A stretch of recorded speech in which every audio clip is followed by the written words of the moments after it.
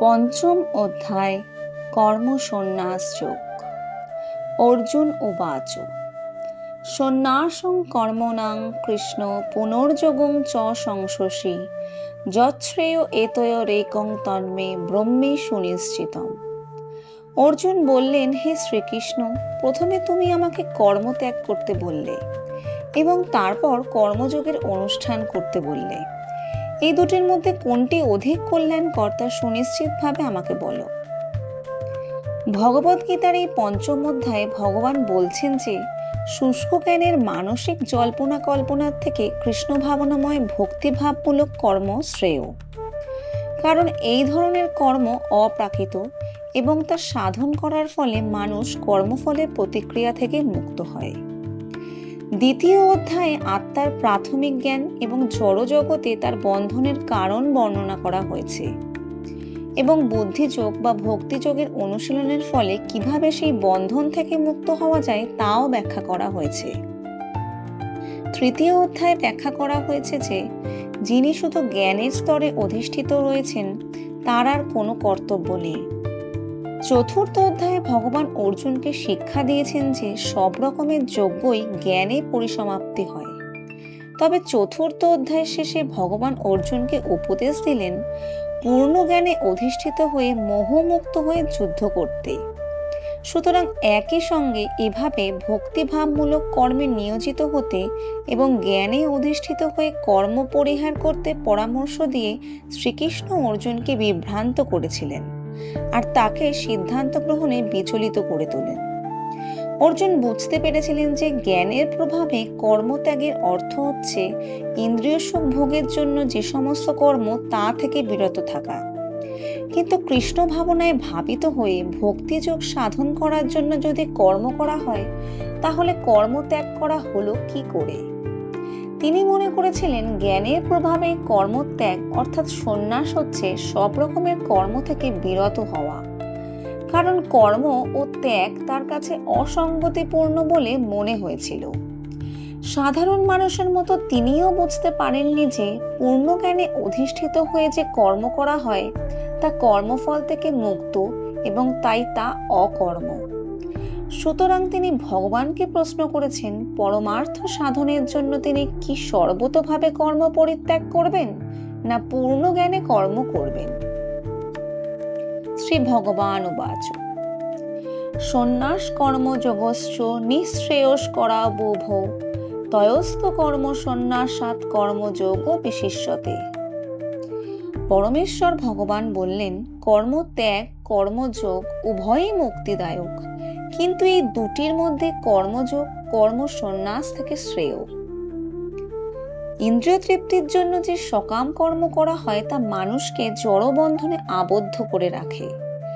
জীব যখন তার শারীরিক সুখস্বাচ্ছন্দ্য বৃদ্ধি করার আশায় নানাবিধ কর্ম করে চলে তখন সে নিশ্চিতভাবে তার কর্মের ফলস্বরূপ একটির পর একটি বিভিন্ন ধরনের দেহ ধারণ করে এবং এই জড়জগতে ঘুরে বেড়ায় এবং তার ফলে জড়বন্ধন অনন্তকাল ধরেই চলতে থাকে।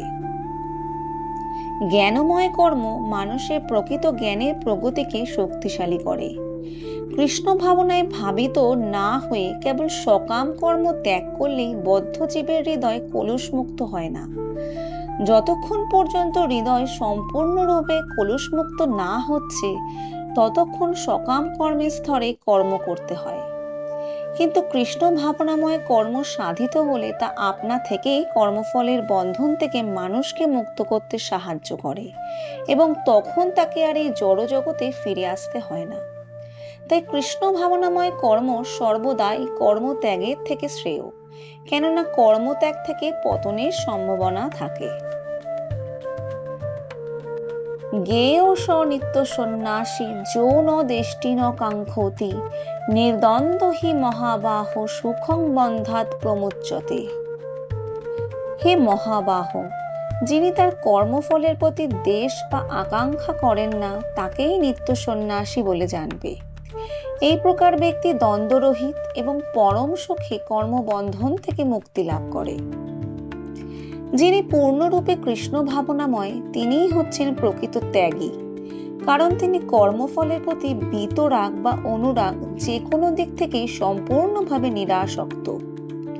এভাবেই যিনি সবকিছু ত্যাগ করে অনন্য ভক্তি সহকারে ভগবানের সেবা করেন, তিনিই হচ্ছেন প্রকৃত জ্ঞানী। সাংখ্য যোগ পৃথক বালা প্রবর্তন্তি ন পণ্ডিতা একম প্যাস্থিত সমজ্ঞ ভয়োর বিন্দতে ফলম। অল্পজ্ঞ ব্যক্তিরাই কেবল সাংখ্যযোগ ও কর্মযোগকে পৃথক পৃথক পদ্ধতি বলে প্রকাশ করে, পণ্ডিতেরা তা বলেন না।